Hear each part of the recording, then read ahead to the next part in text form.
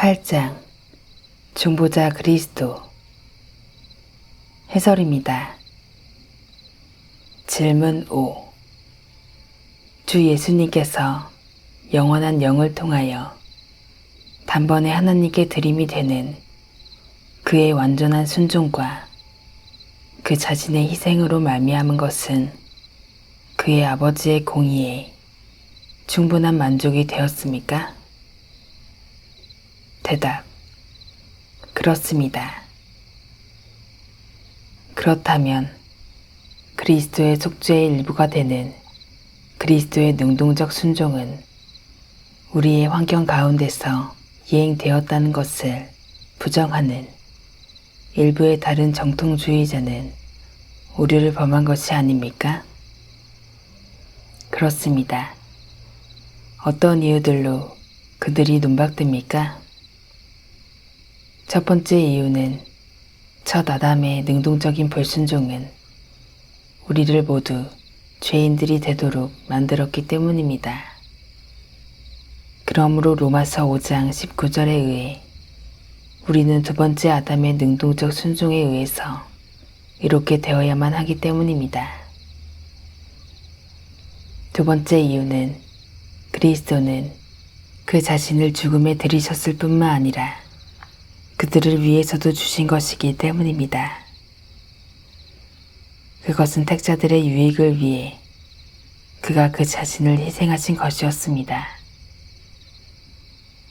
그것은 그가 마치 거룩한 희생으로서 그 자신을 포기하신 것이기 때문입니다.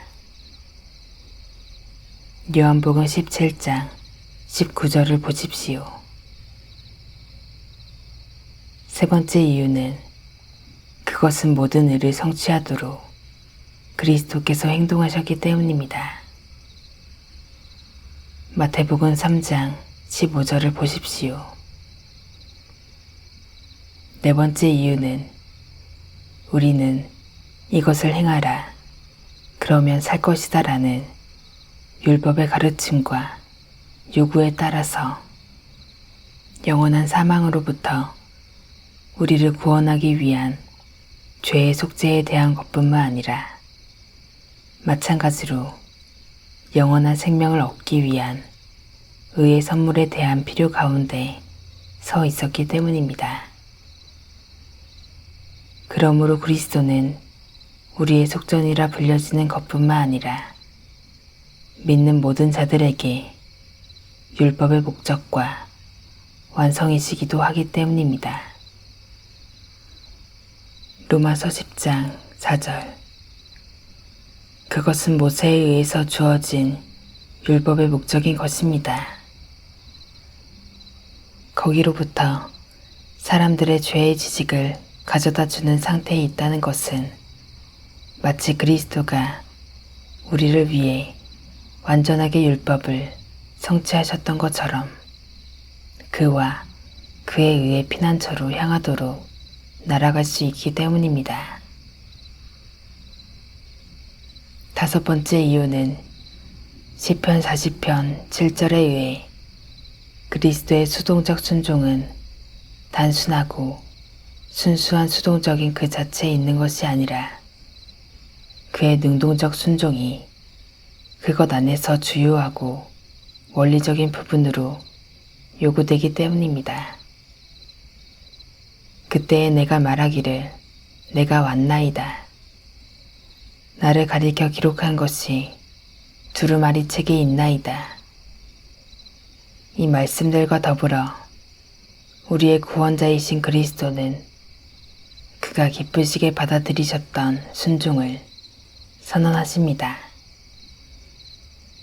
그리고 이사야 53장 7절을 통해 하나님으로부터 그에게 부여하였던 그의 중보의 사역을 참으시고 이행하셨다는 사실을 확인할 수 있습니다. 그는 하나의 헌납물로 죄를 위한 희생을 그 자신을 바쳐 드리셨습니다.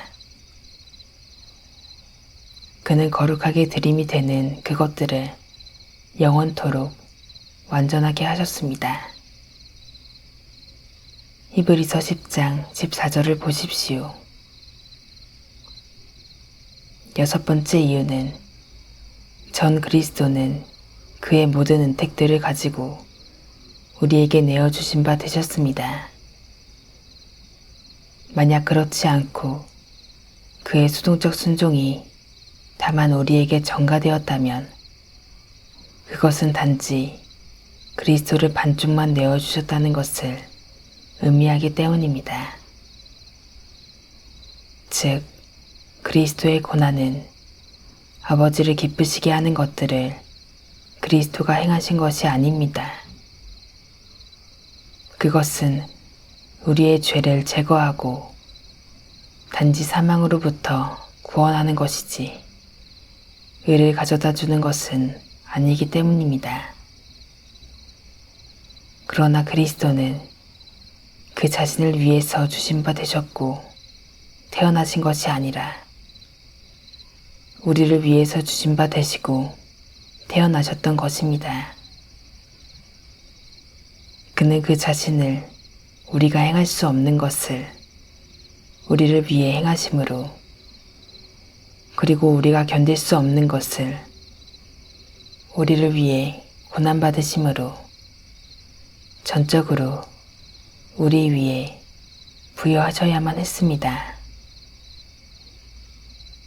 마찬가지로 이 정통교리, 즉 그리스도께서 택자에게 영원한 구원의 공로이셨고 그들을 위해 신적 공의를 만족해 하셨다는 것이 틀린 것이고 그릇된 것이며 불합리한 것이라고 주장하는 소개니안들은 오류를 범한 것이 아닙니까?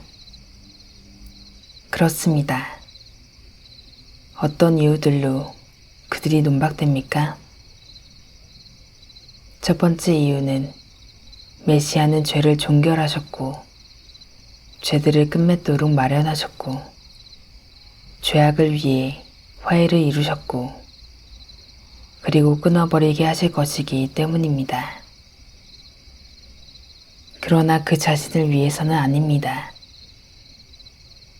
마치 선지자 다니엘서 9장 24절, 26절에서 다니엘이 예언했던 것처럼 말입니다. 두 번째 이유는 그 자신 스스로 나무에 그 자신의 몸을 달리셔서 우리의 죄들을 도려내셨기 때문입니다.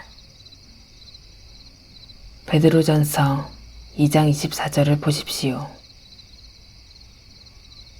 세 번째 이유는 그가 하나님을 화해시키셨기 때문입니다. 골로새서 1장 21절, 22절은 전에 악한 행실로 멀리 떠나 마음으로 원수가 되었던 너희를 이제는 그의 육체의 죽음으로 말미암아 화목케 하셨다고 증거하고 있습니다. 네 번째 이유는 지금 한번 마지막 날에 그는 자신의 희생으로 말미암아 죄를 없애기 위해 나타나셨다고 히브리서 9장 26절이 증거하고 있기 때문입니다. 다섯 번째 이유는 그는 그의 생명을 많은 자들을 위한 구속의 값으로 주셨기 때문입니다.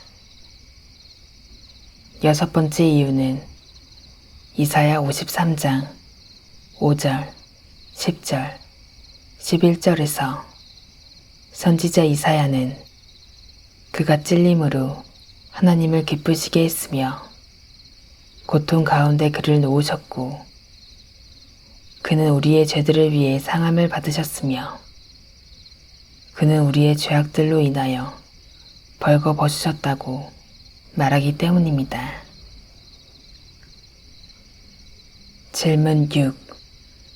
중보의 사역 가운데 계신 그리스도는 본성들에 따라서 각 본성을 각각 적절하게 행하심으로써 중보의 사역을 수행하셨습니까? 대답: 그렇습니다. 그렇다면 그리스도는 단지 그의 인성에 따라서 중보자이셨다고 주장하는 교황주의자들은 오류를 범한 것이 아닙니까? 그렇습니다. 어떤 이유들로 그들이 논박됩니까? 첫 번째 이유는 베드로전서 3장 18절을 보면 그리스도는 신적 본성에 의한 것보다 다른 방법으로 행해질 수 없는 죽음을 극복할 수 있었던 것은 중보자의 사역을 완전하게 하기 위해 필요한 것이었기 때문입니다. 거기서 육체로는 중인을 당하시고 영으로는 살리심을 받으셨으니 라고 말해지기 때문입니다. 두 번째 이유는 중보자의 실로 많은 특성들이 있기 때문입니다. 이는 그리스도의 인성에 일치하는 어떤 지혜 안에서 행할 수 있는 것이 아닙니다.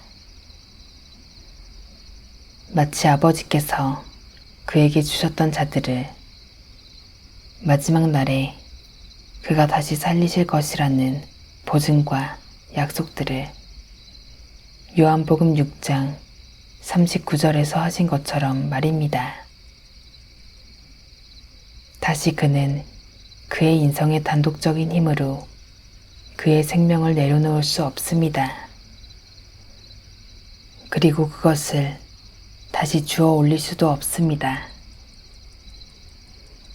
그러나 이 모든 사역들은 마치 요한복음 10장의 18절로부터 명백하게 주어진 것처럼 중보자에게 적절한 것입니다. 세 번째 이유는 그가 공로로 이루셨던 이 선한 것들의 적용은 신적 본성, 즉 신성에 의해 단지 행해질 수 있는 중보자의 적절한 사역이었기 때문입니다. 네 번째 이유는 그리스도는 그의 본성들에 따라서 선지자요, 제사장이요, 왕이시기 때문입니다. 선지자라는 것은 아버지를 아들 외에는 아는 자가 없었기 때문입니다. 제사장과 그가 왕이시라는 것은 그의 본성들 모두에 따라서 모든 직무들을 수행하셨기 때문입니다.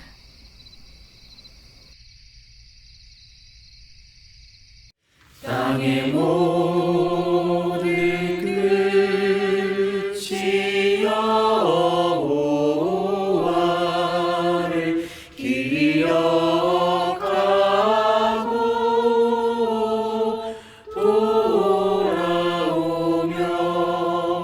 열방의 모든 족속이